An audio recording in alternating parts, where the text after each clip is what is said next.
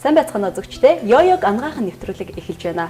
Тэгэхээр бид нэвтрүүлэгтээ сонгодоо эмнэлгийн эмч болцох эмчийг урьж оролцуулсан байгаа. Тэгэхээр энэ удаагийн сэдвт тархалт эхэлсэн өнөө үед бид хэрхэн жингээ барьж эрүүл сарвал амьдарч болох вэ? За мөн хоолоос ож жингээ хасах зөв болон мацаг барих гэж юу вэ гэх талаар олон сонирхолтой сэдвүүдээр ярилцсан байгаа. Ингээд үзэгч та бүхэн нэвтрүүлгээ хүлээн авч үзнэ. Йойог ангаахан. Яна хүшээ. Бодохгүй март боллоо. Юу өмсөх гэж байна? Хүшээ март гэснээс найз нэг палаж аваа да. Нөгөөдхөө өмсөх гэсэн чинь бүр барай таардгүй паларсан юм. Найз нэгээ сүулдэ бүр харахаа бараад мах өг хитгэе болоод бараг л цагаан олдог гих чинь боллоо да. Тэгсэн чинь толгой тарих эргээд нүүр царай бүр цонхыгаад авах юм алгаа нэрээ. Хүшээ ямар сонио аргаар турддаг юм бэ? Тэгэж өөрийгөө зовоож ахаар хамаг дуртай зүйлээ идээл дээшээ хараад очиол базуулаад болно шүү дээ. Гимэн жоохон хүүхний цэл болоод идтий. Тэгэл болно шүү дээ. Хоёр ч одоо юу сони юм ярьдгийг. Гүтэр тураах цай, тураах имий чинь хэд зориулж үйлдвэрлэдэг гэж бодож юм. Тарган улсуудад. Тэр чинь тэгэл хэрэглээл уугаал имийг уучгаар чинь дөрөө турна шүү. Асуудалгүй шүү. Юу бол тэрийг хэрэглээл турна гэж бодож байгаа. Ерөөл тэрэн дээр. Хүшээ ингэхэд найзуудаа энэ олон тураах аргуудаас хамгийн зөв эрүүл тураах арга нь яг аль нь болоо? Одоо сүүлийн үед бол эмэгтэйчүүд тархалт гэхээр л маш их хайдаг болсон байна.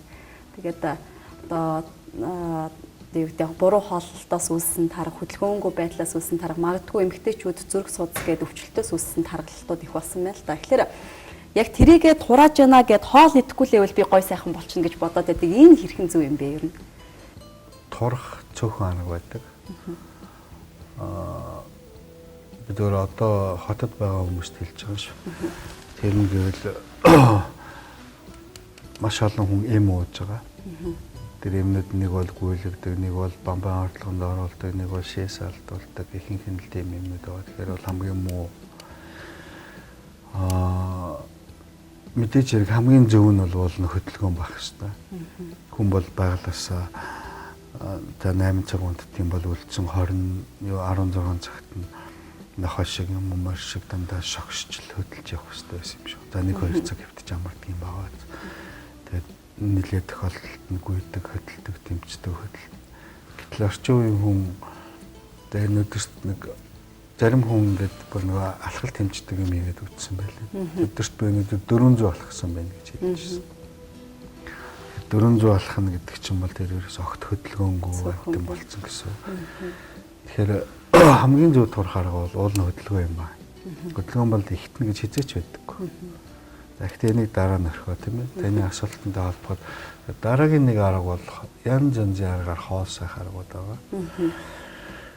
Тэгээд хоол сайж турах арга хүртэл их олон янз байдаг юм шиг байна. Тэгээд мод дагаад Японд этлэг надад бас нэг эмэгтэй нэг хоёр эмэгтэй хүний тураадаг Монголд байдаггүй хоолыг идүүлээд бусдын нойроо тураадаг гэх нэг хамаа авахгүй болж ийн яг бол хүн гоё шинэ модны сонь сонсогдсон юмыг дагдаг шүү дээ. Гэтэл ерөнхийдөө бол мацаг барих гэдэг бол хүний биологийн мөн чанар байсан юм.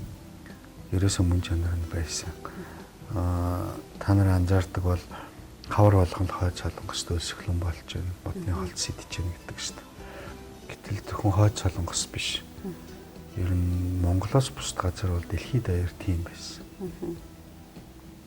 Хавар болохоор л өвөл хавар болохоор бүгд өлсгөлэн болдог. Намар болохоор нэг жоохон бодамота индианчууд бол бизоны маха борцолдог ч юм уу монголчууд ичээд. Тэгээд тэр нь дуусчвал яах вэ? Дуусчаар дараагийн юмтайгаа залхахтал тэд нар модны холцоо эднөө ерөөсөө өлсгөлөнд автдаг байсан. Энэ нар байгалийн зам хүн биш. Амтэн ч гэсэн тийм биш. Одоо манай хойно ямаа хүрчин тийм биз дээ. Ицээр бол хавар бол ерөөсөө яг өлсгөлөнд ороод мацаг барьж байгаа л хөрх юм тийм. Тэгээ муухан нүхэл гайгуунууд нь ирүүлжэл босч ирдэг шин анхны нөгөөнөр. Тэр бол байгалийн өөрийнх нь ийм циклийн нэг хэсэг байсан. Тэгээд хатгаар хэлэх юм бол бүр ядарсан дөрөвчнүүд нь бол тэрүүгээр алга болдог. Шалгарал. Тийм. Гайгүй шиг нэгнүүд нь бол эрүүлждэг. Эрүүлждэг гэдгийн учир нь гэвэл хүн өлсөх зоохийнхоо үед бол өлсгийнхөө үед эхлээд өөрийнхөө биеинд байгаа нөөцүүдэд хэрэгэлдэг. Ойрын нөөцүүдэд тусанд байгаа, элгэнд байгаа, өөхөнд байгаа. Тэр нь дуусаад ирэхийн алдад эхлээд өвчтөө хэрэггүй эсүүдээ идэж эхэлдэг. Өвчтөө хэрэггүйгээ. Тэгээд заавал гарцаагүй хэрэгтэйнүүдээ үлдээгээл ингэсээр байгаад хамгийн эрүүл амьд явахад хэрэгтэй эсгүүд нь үлдэх нь шүү дээ. Тийм учраас амьтанч бай, хүнч бай, өвдөхөөрөө ер нь хоолны дурн муу болчдөг. Хоол идэхээ болчдөг шүү дээ. Хүүхдүүд өвдөхөөрөө анаа төрхөөрөө юм идэхээ болдог. Уул нь тэр үед хоолорших ёсгүй юм байна. Зөв. Бууг чонч гэсэн дэгдэг гэж чон хүртэл шархтахаараа ерөөсө 7-оос 10 хоног юу ч идэхгүй зөвхөн ус уугаад өвс иддэг. Тэгээ өсөглөн байгаад тэгээд өөрийнхөө хэрэггүй үед эсүүдээ ч гэсэн бүр хоол олгож хэрэглээ. Тэгээд босоод ирдэг. Бид нар ч гэсэн ер нь өвдсөн манай эмнэлэг дээр сонгодоо дээр бол жишээлбэл хаалганы дараа хүмүүст бол хамгийн өнгө хоолыг нэлээд удаан хугацаанд өгдөг. Тэгжиж хүн хөнгөн сэргэлэн байдаг, хурдан сэргдэг, идэгдэг. Тэгээ энэ чинь хүн тэгсэн чинь хотчоод хангалттай үр тариа нөөцлөдөг болоод монголчууд бол юу нөөсч үзээгүй л дээ хойны матай болохоор. Тийм болоод ирсэн өлсгөө болоод ирсэн. Тэгэхээр энэ эрүүл мэндэд хэрэгтэй мацаг барих гэдгийг хөвшүүлэхийн тулд шашин болгон оролдож ирсэн.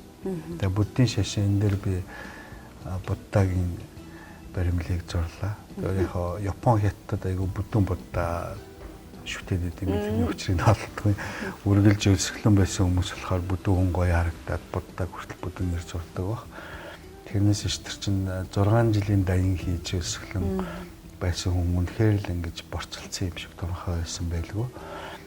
Эсвэл лалын шашныхын ч гэсэн жилд 2 удаа Рамадан сар гэдэг бүтэн сарын турш нарны гэрэлтэд юм иддэг шүү дээ. Христийн шашинд ч гэсэн Христ өөрөө бас Сена ууланд 49 хоног мацаг өрж бяцлал хийгээд нөгөө сатаныхантай тулцсан гэдэг. Тэгээ аль бүх шашныхан бөөгийнхэн ч гэсэн бас бяцлал хийдэг. Мацаг өрдөг. Нууц төвчөн дээр тэмүүжник ч гэсэн ингээд дайн толооны өмнө бурхан алдууны оройн заримдаа 3 хоног, заримдаа 7 хоног тэр чинь өндөр цэвдэхтэй бол шүү дээ. Хоолгүй гараад ингээд мацаг бариад бяцлал хийгээд тэнгэртээ харьцажсэн тухай байдаг. Тэгэхээр шашин болгон мацаг өрөө ингэж хийж ирүүлж ийн гэж зааж ирсэн. Шашны заасныг бол хүмүүс сайн хүлээж авдаг. Харамсалтай нэмчийн үгэн цаагаардаг л дээ. Тэгэхээр мацаг өрж хоолгос торох бол маш сайн байнамаа. Нэг төрөний хэлсэн миний яг ярьжсэн ярианд хэлсэн шиг илүүдэл нөөцөө. Тэгээд дараа өвчтөй эрхтнүүдээ. За зүгээр сүүлийн үеийн шашин машина боллоо гэхэд сүүлийн үед ангаах ухаанд хүнийг урт наслуулах тухай 2 маш суурьтай судалгаа явж байгаа. Тэрний нэг нь Кембрижийн их сургуулийн хоол тэжээл урт наслтын судалгааны их том баг гарсан. Тэд нэр эсээс ахуулаад хулган сармагчин тэгээд өөрсдөө туршсан баг. Тэгээ өөрсдийнх нь үр дүн бол хэзээ ч юм бэлээ те. Хулган дээр туршихад ямар ч хэсэн өлөн байсан мацаг өрж исэн хулганууд бол нөгөө хулгануудаас 2 дахин урт наслдаг. 2 дахин шүү. Зарим тохиолдолд 2.5-аас 4 дахин урт наслсан байгаа. Дээр нь залуу насны их удаан байдаг. Хулган их хурдан өгшөрт юм байна. Яг харахгүй бүдүүрэл бууралтал хөдөлгөөн нь муудаал хоолны дорн муудаал ингээл яг л хүн шиг л ядраал ирдэг юм байна. Гэтэл өсгөлөн байсан хулганууд бол энэс залуу нас нь 2 дахин их байсан. Амьдрал нь 2 дахин их. Тэг идэвхтэй амьдарч ирсэн. Тэгээ сармагчин дээр туршиж үзсэн. Сармагчин бас урт амьдардаг болохоор яг ихний хэсгийн үзсэн. Тэгээ өөрсдөө одоо туршсан ба. Тэр судалгааны эрдэмтэд тэгээ бүгдээрээ нарийнх нарийсэн ч өрөөсөн ч гэсэн хүмүүстэй л. Тэгээ тэр судлаачдын хэлж байгаагаар хүн бол ер нь одоогийн бидний их шиг өдрийн 3-4 тэгтээ байгаль дээр байдаггүй нөгөө торт, төмс, чихэр гэж юм идэх болоод ингээд янз янзын аргаар мацаг барьдаг. Тэгээ мацаг бариад эхлэх юм бол 2 дахин урт наслна. Ядахнаа нэг 120 наслдаг болох юм байна гэсэн судалгааны дунд гарч байгаа. Өвдөх нь эрс багасах юм байна. Залуу нас нь уртсаад магадгүй нэг 80 хүртлээ одоогийн 80 өнгөртлөө одоогийн 50 хүн шиг байж болох юм шиг байна. Ийм судалгааны дунд гарч байгаа. Тэгээ мацаг барих олон арга байл та. Тэгэхээр зарим эмэгтэйчүүд одоо хоол асж мацаг барьж байгаа үедээ хүн юуг илүүдлэхгүй хэрэглэж явах хэрэгтэй вэ? Тэгчээж бас өөрийнх нөгөө шимт хичээлийг хангана штэ тий. Ус их сайн уух хэрэгтэй гэж байгаа юм. Давхар ямар зүйл давхар идчихээж бас. Орчин үед бол нэг жоохон булхаатай мацаг барьж болно. Жишээлбэл ус сайн уугаад, ногоон цай сайн уугаад, дээр нь витамин ууж иж болно. За. Тэгээ центрум корклан гэдэг витамин гэдэг шүү дээ. Поливитамин дотор бүх төрлийн витаминтэй дээр нь бүх төрлийн хүнд хэрэгтэй микроэлементүүдийг агуулсан байдаг. Тэгэхээр тэрийг уугаад байхад бол бүр айхтар ядраа тамиртад унчихгүй. Гэхдээ мацаг барихтаа ер нь их зөөлнөөс нь эхлэх хэрэгтэй. Олон арга байдаг гэж би хэлсэн. Рамадан шиг жилд 1-2 удаа байж болно. Эсвэл рамадан шиг өдрийн цагаар идэхгүй шөнө иддэг байж болно. Нар шиг гэхээр эсвэл нөгөө буддийн лам нар шиг ерөөсө 14 хоног хүртэл тас юм орж болно. Тэгээд бид нар бол арай чадахгүй багасаа эхлүүлээд орчин үеийн хотод амьдарсан хүмүүс. Тэгэхээр эхний удаад 7 хоногт 1 удаа хоол сайдгийг хийж үзэх хэрэгтэй. Ус уугаал өөрөө мэддэг баг. Эсвэл эхний удаа өдөртний мэдэхгүй байгаа оройд нэмэдэд явдаг 7 хоногт 2-3. Монголчууд бол нэг ийм мацаг өрдөг байсан. Зундаа махан хоолны мацаг өрдөг. Өвөлдөө махан хоол иддэг. Гэхдээ өдөр болгон биш. За өдөр болгон яг ид хөдний үеэр бол өдөр болго иддэг. Өдөр болго идлээ ч гэсэн өдөртөө ганц л хоол. Өглөөнөөс өглөө явсаар бол орой хоол иддэг байсан монголчууд. Тийм учраас монгол хүний амнаас бүр хүн болгоны амнаас ундаг үг байдаг шүү дээ. Хоёр идэхгүй хоос онохгүй явах гэдэг ч юм уу тийм. Ерөөсөө монголчууд хоёр иддэг. Одоо ч тийм ер нь хөдөөний хүмүүс одоо ч тийм байгаа. Хотын хүмүүс тийм ба. Би бол жишээл ер нь оройд л нэг хоол иддэг л дээ. Эрт дээр үе ч гэсэн тийм байсан юм байлээ. Хоолнд их ач холбогдол бага өгдөг. Ерөөсө босоо суугаа хооронд гяс идчихэл явцдаг. Тэгээ өглөөнийхийг цай гэдэг. Яг бүр их ажилтаа үед бол өглөөнийг цай болгоно. Өдрийнхийг ч гэсэн цай гэж баг боддог юм уу юм. Орой бол хоол иддэг байсан. Монголчууд бол үргэлж өдөр болгон одоо нөгөө рамадан гэл алайхны барьдаг шиг мацаг барьдаг байсан хүмүүс. Тийм учраас 90 оныг толон толтол монголчууд бүдүүн хүн маш ховор. Суманд нэг байдаг ч юм уу, сургуульд ганцхан байдаг. Тэрийгээ мэддэг. Одоо бол тонхой нэг тийм ховортой болчихгоо. Харин тийм. Тэгээд өвчлөл багтай. Ер нь төсвөр хатуужил сайтай. Тэр нөгөө тунгалаг тамир дээр түгжил нөгөө хэнийг үгэлдэг шүү дээ. Нөгөө захиур төмрийг дагаж яв 3 хоног хоолгүй одоо гол тасраад өглөө гэж хэлдэг шүү дээ. Тэр чинь түгжил бол уулан барилга гэж хэлэх ёсгүй юм байна. Европын нөгөө ламнар Монгол руу ирэх замдаа монголчуудтай хамт явж байхдаа бичсэн тэмдэглэлүүд байдаг. Плана Карпени эднэрийн Рубрукийн ч юм уу 7 хоногийн мэдэхгүй мөртлөө юу ч болоогүй юм шиг инээж хөөрөл ингээл дуулал мортой яваадах ямар сони бидний өглөө гэж хараал тавьчихсан тэмдэглэлүүд хүртлээ байдаг.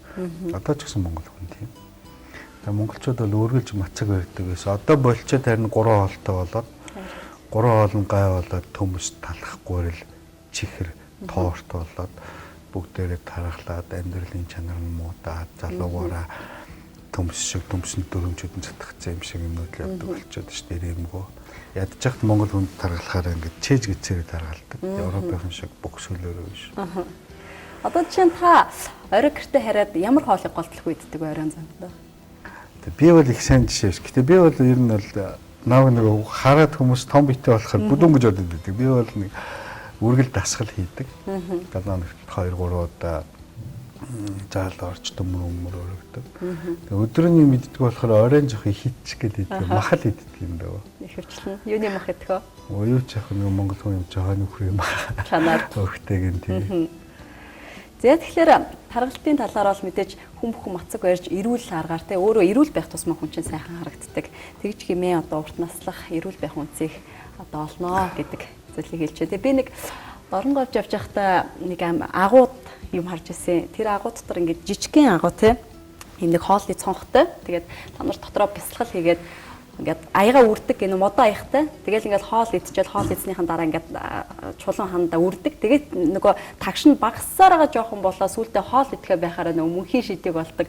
Бүр хоол идэхэ байгаад жинхэнэ бясалгаад те бүх юмараа амьдарч эхэлдэг. Яг энтэй л адилхан хүмүүс минь та бүхэн хоолоо багасгаж баг багаар те бие дасгаж бас турвал илүү зохимжтой болоо. Тэгэхгүй юу юугүй бүх юмаа багасгachаар нөгөө толгой нэргэл ухаалтад унждаг 7-8 хоног чөлөө авах болдог те.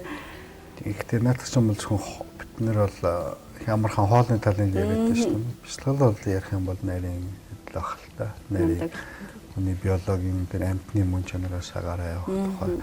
Тэгсэн ч гэсэн тэр мундаг ламнарч гэсэн тэр дороо тэр хүчтэй бясалгал гэгэрлийн дасгалууд хийж байгаа ч гэсэн амьтны мөн чанар хоолноосоо бас хурдан гарч чаддгүй аажим гарч ирсэн юм шүү дээ. Тэгэхээр манай нэвтрүүлгийг үзсэж ч гэсэн хүмүүс сүүлийн үед яг үнийг хэлэхэд над дээр бас эмнэлгүүд дээр маш олон эмэгтэй хүмүүс ирж байгаа.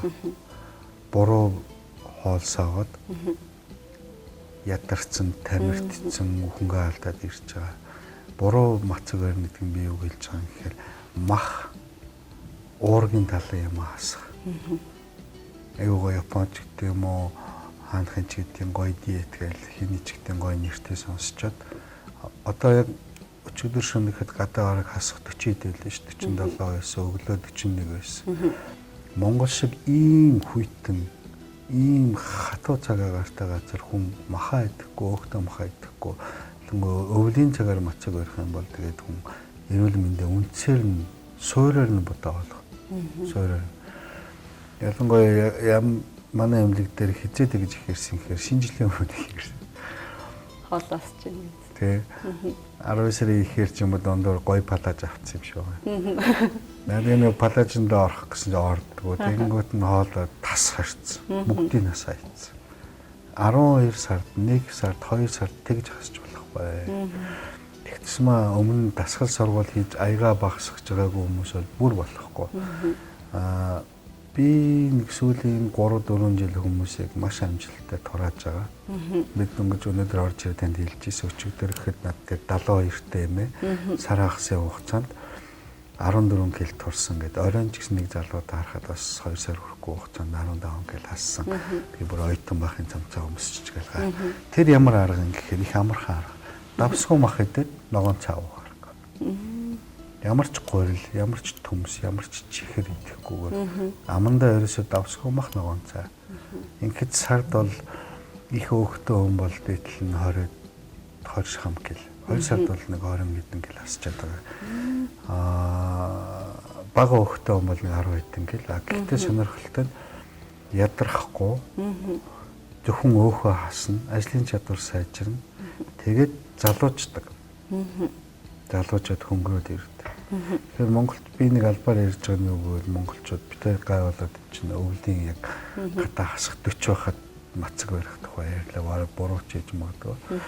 Тэгээ энийг уншаад зарим нэг хүн сэтэл төрж магадгүй шүү дээ. Ерөөсөө мацаг бариад залуучаад 120 наслж игээд. Тэгвэл одоо мацаг бариул махаа хасч болохгүй, өөхөө хасч болохгүй. Нүүрс усаа хасч өөрөөр сая хэлсэн төмөс, гурил, чихэр гурваа хасч мацаг бариараа. Тэгэхгүй бол өстөө нэг чөмбөө дондлон 7 намар тасарна гэдэг шиг ядарчдсан байгаа юм шүү. Одоо ч хүүхнүүдийн тэгж палажиндаа багтах гэж хичээдэг шиг баяр байгаа л Мартин 8. Одоо Мартин 8. Мартин 8-ны үеэр ч гэсэн өвлөөсөө манай хавар нь хатуу байдаг. Жишээлбэл мал бол өвөл өгдөггүй, хавар өгдөг.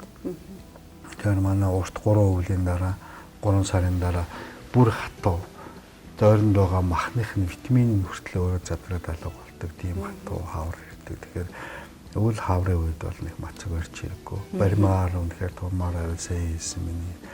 Тэснэ давсгүй мах ногоон цайтай ингэж ийгээрээ. Ерөнхийдөө палаж авахтаа ч гэсэн палажиндаа тохирч амьдрах биш. Өөртөө таарсан палаж авчлаа амьдрахгүй болохгүй шүү гэж хэлмээр байна. Яяг ангахан. Тэгэхээр хоёулаа сая өөх тосны одоо бид нөлөөлөх хэмжээний талаар ярьлаа. Гэтэл нөгөө монголчууд маань нэр үесээ хүүхдэд сүүл хөхүүлвэл дархлаа сайжирдаг, хурдан өсөж том болдог гэж сүүл нэлээд том чанжаагаад хөхүүлээд байдаг шүү дээ. Энэ юу н хэрэгтэй зүйл үү? Хэрэгтэйгээр барах уу? Би бол монголчуудыг буцаад бүгдээрнгийн сүүл хөхүүлж араа гэж хэлмээр байгаа. Учир нь гэвэл хүүхэд эхний 4-6 сарын хугацаанд ихээс гарснаас 4-6 сарын хугацаанд аквариум дотор байж гараад ирж байгаа шүү дээ. Тэгэхээр гадаад орчны ням бактерийн эсрэг бол дархлаа суугаагүй байдаг. Тэрийг ихийн сүгээр авдаг. Ихийн сүгээр авдаг. Заримдаа тэрнээс хангалтгүй байх тохиолдол байдаг. Витаминуудыг ч гэсэн зөвхөн ихийн сүгээр авдаг. Гэтэл витаминыг усан дуустдаг, тосон дуустдаг гэж хоёр хуваадаг шүү дээ. Усан дуустдаг бол ялангуяа сүгээр гайгүй ажиллаад, тосон дуустдагуудыг бол бас хангалттай авч чаддгүй. Тийм учраас жишээлбэл айгуу тод жишээ нь витамин D-ийн дутагдал гэдэг рахиттай болдог шүү дээ. Тий. Рахиттай болдог. Тэр чинь бол тосон дуустдаг витамин. Тэрийгэ дутуу аваад байгаа. Зүг. Тэгэхээр сүүл хөхүүлж явах хэрэгтэй. Яг тэгвэл сүүл гэдэг юу юм бэ гэвэл бүхэн Монгол хонинд байдаг. Яг тэгвэл 6 сарын урт өвөл хаврын эцэст хамаг юмаа дуусгахад хэрэглэх гэсэн жорн байхгүй. Тэгэхээр энэ зөвхөн өөх байдаггүй. Өөх байдаг. Өөхөнд дуусдаг бүх витаминууд байдаг, микроэлементүүд байдаг, амин хүчлүүд байдаг. Сүүл бол жишээлбэл хоньны тэр хавирганы юм уу бусад бүх өөхнөөс бүр эрс ялгаатай. Энэ бол жорны зөвхөн өөх төжилээс гадна бүх юмныхан жорных байдаг. Тийм учраас монголчууд сүүлний өөх нөгөө сүүл уураг сүүл өмхөх заяатай байна гэдэг яриад байдаг чи уул нь шинжилхэн анаахын үндэслэлтэй байхгүй. Тэгэхээр хүүхдээ сүүл хөхүүлж явах хэрэгтэй. Гэтэл тэр палмастер нь соосох мосох хөхүүлдэг шүү дээ. Одоо Оросуудын үед орж ирсэн байна, сайн байна яг ингээд гоё юм хөхүүлж байна. Одоо тэрийг болох хэрэгтэй байхгүй. Болох хэрэгтэй. Ядахна аллергитэй болно. Одоо монголчууд аллерги бол маш хүчтэй үн байгаагүй их хэмжээгээр дэлгэрч байгаа шүү дээ. Хүүхэд байхаас аллергитэй болох үндсэн үнс. Тэгээ хүүхдийг хоосон юм хөхүүлсээр аваад багаас нь цадахгүй сэтгэлтэй болгодог. Хотод нь бүр яраа байхаас л нөгөө хоосон юм хөхөөд биологоор боддоо биологоор амьтан ингээл юм амдаа өмгчлээ бол тэндээс хол ижил болох шүү дээ. Тэгтэл тэндээ хулхтуулаад байхаар тэрэн цадахгүй ханахгүй за муугаар одоо эдийн шуналтай болдго юм аа эсвэл хоолндоо цадахгүй хийддэг би хүүхдүүд таргалдаг болдог ч юм. Тэгэхээр багасаа сүүл хөхч юм гэдэг чинь яг байгалийнхаа ямаараа хөхснийхаа хэмжээгээр хоолнд орж ижил нь орж дээр нь витамин нь орж ирэх хэрэгтэй. Тэгэхээр би монголчуудыг буцаа сүүлээ хөхүүлж байгаасаа тэр утгаар гадаад орнуудад энийгээ сурталчилж байгаа сүүлэн соосох гадагшаад экспортлаасаа гэж мөрөд хэлээд шүү. Тэр нь биелэх юм үгүй. Ядахна өөрсдөө тэгдэг баймаар байгаа. Зөв. Хүүхдийг бас төрсний дараа түрхэд байдаг. Тэр бас буруу яа. Арьсаар витамин аавна гэдэг бол баг байхгүй. Тэр бол амаараа л авдаг. Хүүхдэд ч гэсэн беби ойл төрхсөн дээр, оливын тос төрхсөн дээр тэд нар бол дээр нь хангалттай витамин, микроэлементийн нэмэгдсэн байгаа шаардлагатай. Ер нь хүн арьсаар витамин аавна гэж баг байдаггүй. Зөвхөн ганцхан тохиолдолд наранд гараад наранд гарах юм бол хүний арьсны доор цусан дотор нарны энергийн тусламжтайгаар D3, D2 витамин болж хувирах процесс явагддаг. Хүүхдийг нөгөө наранд гарах юм бол архитаас сэргээлнэ гэдэг шүү. Чимээ яг нарнаас ч авч байгаа юм биш. Авцсан байсан идэвхтэй хүний ясанд нөлөөлдөг фосфор, кальци нөлөөлдөг тийм идэвхтэй хэлбэр рүү ордог. Тэрнээс энд түрэхэд бол нэг хайхдаг байхгүй. Хоёрдугаарт ялангуяа эмэгтэйчүүдэд төрөх тухай асуудал шүү дээ. Хамаагүй ингэж юу төрөхэд их юм бол хүний арьс чинь өөрөө амьсгалж идэг. Хөлсний, тосны булчирхайнууд байна тийм. Эдгээр бүгдээрээ наанаас нь ингэж таглаад замашгтаа ичхээр яг өвлчгэн энэ тий тусгаар. Заваар нь бөглөрн цаана бөглөрсөн тэр үсний шар ус болгоны уган дээр нян үрчээд биеэр нөгөө батаг гардаг юм уу тийм гарах магадaltaй. Хэрвээ биднэрт байгалаас үнэхээр ингэ тосолж явах ёстой байсан бол биднэрт гаранд нэм тостол төрөх байсан байхгүй. Бидний арьс тэртээ бүгд бүх арьс тосны булчирхайтай. Тэр нь хангалттай тосоо төрөхчихэд. Энд дээр нэмж гаднаас нь төрөх шаардлага бол бараг байхгүй. Орчин үеийн зүгээр хамаагүй их усанд ордог болчиход байгаа. Өдөр болгон өөрийгөө ингээл дөнгөж жолон дунчаад гараад ирсэн юм шиг ингээл зүлгэж угаагаад байдаг. Тэр нь өөрийнхөө хүний pH-аа өөрчлөөд нөгөө тос хамгаалтын тос салстаа арчаад байдаг. Тэрний дараа бол төрөхөж болно. Тэгтээ бас арай л сүүлэн тос биш ээ. Арай гоё тос. Хүүхэд юм уу ялангуяа том хүнийг шар сүнд оруулна гэдэг бол дээр үеийн Монголын хаад ноёч баян тарган хүмүүсийн ажил юм байна. Учир нь гэвэл одоо хүртэл дэлхийд даяар мах сүү хоёр бол баян хүний л хоол байдаг.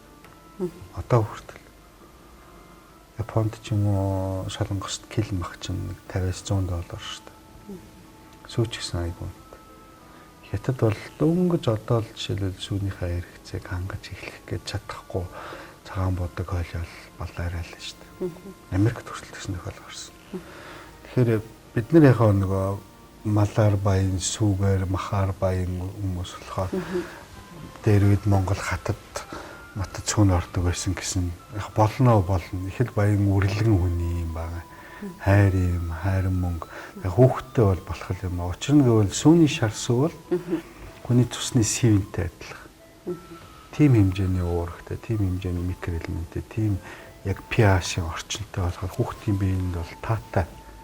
Гэхдээ зүгээр усанд оруулчаал сайхан хуурайлцахад хүний арьс бол өөрөө өөрийгөө аваад явна.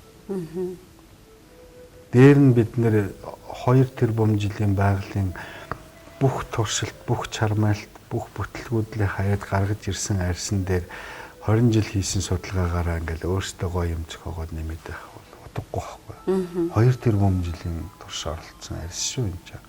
Таны миний арьс бол энэ бол гайхамшигтай бүтээл байхгүй юу?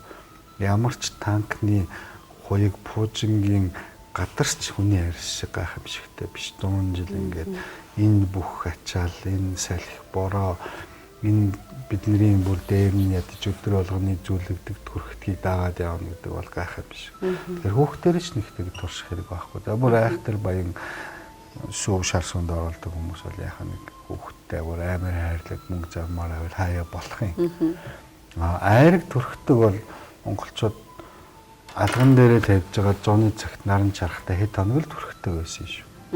Хэд хоног л төрхтөг байсан. Одоо ч тэгээд ер нь тэгээд говлийн хайраг гэж миний балкон дээр бол байгаа л да. Гэж оролцсон байгаа. Тэгээд тэр юм чинь сайхан ууж амтлна өгөхөөс одоо наран чарах юм шиг төрөхөд ямар ч хэрэг байхгүй. Тэгээд гайрагны айхтар хурц өнөр гараад хончих юм бол арга өмхийн өнөртэй нөгөө уургууд нь ялцраач юм болно шүү. Тэгэхээр иймэрхүү юмн дээр би юу гэж яг үнийг хэлэхэд миний бодол шиг буруу хийж магадгүй би ч буруу юм ярих гэдэг. Хуучны хөгсчүүлийнхээ аав ээжийнхээ эмээ өвгийнхээ явж исэн тэрийг л даг. Найргийг 111 5 хоног шарахтай төрөхтэй байсан бол тэрийг л төрөх. Хэзээ эмээнэр хүүхдээ шарсанд оруулж исэн. Оруулдгүй л шүү. За шар хаяа нэг сард нэг юм уу 7 хоногт нэг удаа харт цайнд оруулж цай бол болж хямдхаш зүүн дээр бантай усны дотор жоохон цай дүүрлээ юу нэгдний. Тэгэх хэрэг байна уу юу? Дахиад хэлэхэд 2 тэрбум 2.5 тэрбум жилийн настай гэдэг байна шүү дээ амьдрал. Тэрний хамгийн дээд оргил гайхамшигтай бүтээл болсон хүн байгаа тийм. Тэрийг нэг 2 секундэд юм уу 2 минутанд юм уу нэг хүний сони юм сонссныхаа зоргоор засаал спостол ах гэдэг бол ер нь буруу юм байна. Аль болохоор хоолн дээр явж байна уу, гоо сайхан дээр явж байна уу. Бид нар чинь нэг өсгөө сармагчингууд сууж байгаа байхгүй. Тэгэхээр өөрийнхөө биологийг, өөрийнхөө байгалыг чагнадаг байх. Тэгээд уламжлалаа, өвөг дээдсийнхаа олон мянган жил туршаад ирсэн тэр хоол, тэр арга арьсаар арчилдаг байсан тэрийг л дагж байгаа. За тэгэхээр өнөөдрийн хоёулангийнхаа яриа гол төлөвлөлт эмэгтэйчүүдийгээ те гой сайхан байруул бай гэдэг л зөвлөгөөнүүдийг их өгч боллоо. Гэхдээ үзэгч та бүхэн бүгднтэй нь хамаатай гэдгийг та бүхэн сайн ойлгох хэрэгтэй. Гэт өнөөдрийн нэвтрүүлэгт өргөдөж ирсэн танд баярлалаа. Заавар зөвлөмж өгсөн танд үзэгчдийнхээ өмнөөс талархаж байна. За та бүхнийг цаг гаргаж үзсэнд баярлалаа. Яяг ангахын. Яяг ангахын нэвтрүүлэг 7 хоног бүрийн нэм гарагийн орой 21 цагаас та бүхэндээ хүрч байна. Тэгэхээр та бүхэн сонирхсан асуултуудаа доорх гарч байгаа мэйл хаяг болон утсанд хандаж өгөөрэй. Дараагийн дугаараар иргэн уулзалтаа түр баяртай. Танд эрүүл энхийг хүсье.